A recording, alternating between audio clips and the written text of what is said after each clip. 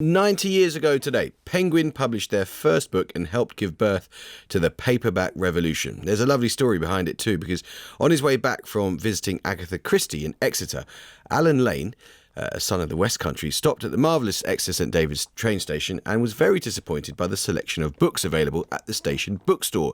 He recognised in that moment, a kind of eureka moment really, that there was a gap in the market for affordable, good quality paperbacks, the price of a pack of cigarettes, as he said at the time, and the idea for Penguin's iconic orange paperbacks was born. Let's speak to Tom Gatty, literary editor at The Observer. Morning, Tom. Morning. Well, the birth of the paperback is a lovely story in itself, isn't it? It is, absolutely. I mean, you mentioned that story's gone down in publishing lore.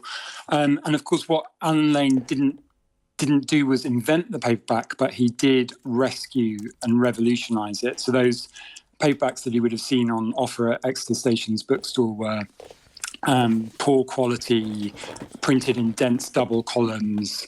The paperback form was associated with kind of trashy thrillers and romances and cheap Victorian reprints, and he decided that his were going to be good quality, well designed, and as you said, as affordable as possible. So no more than a pack of cigarettes. And the price gap with hardbacks was absolutely huge. So at that time, a hardback of a new book would be between 7 and 12 shillings. So that's sort of 14 to 24 times what he was producing his sixpenny paperbacks for. And it's important to remember that 90 or years ago or a century ago, mass literacy wasn't yet a thing. I mean, there's that wonderful, wonderful book by Richard Hoggart called The Uses of Literacy, which I think he published in 1957. And he talked about growing up very poor in and around Leeds in the interwar years, where reading wasn't the norm for lots and lots of people. And what Alan Lane's revolution did is it turned the book and quality literature into a mass phenomenon, didn't it?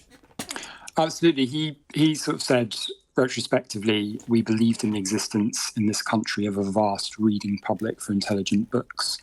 And so he did believe that the reading public was there. Crucially, what he did was he took a nation of book borrowers and turned them into book buyers. So there were readers there.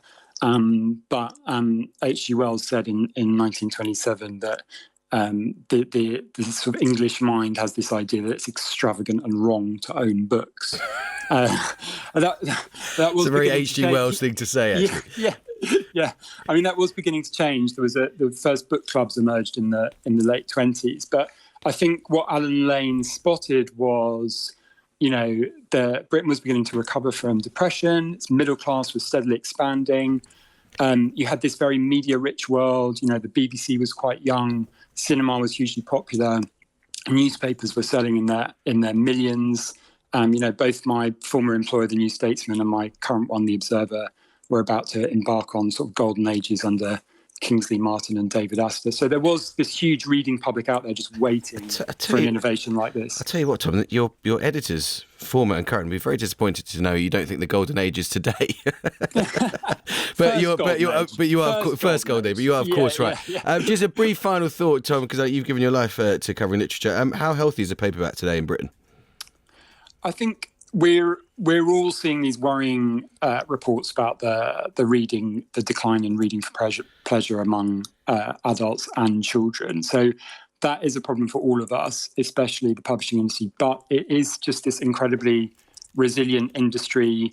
We're still buying books in huge numbers. There's this great, healthy ecosystem of festivals, prizes, book recommending champions like Dua Lipa. Yeah. And, we know how harmful smartphones can be, and we're beginning to kind of react against that. But, obviously the paperback, it's this amazing handheld device, screen-free, totally offline. I think we will definitely be reading them 90 years from now. Wonderful. Tom Gatty from The Observer, thank you. It's 28 minutes past 7. Mike is here.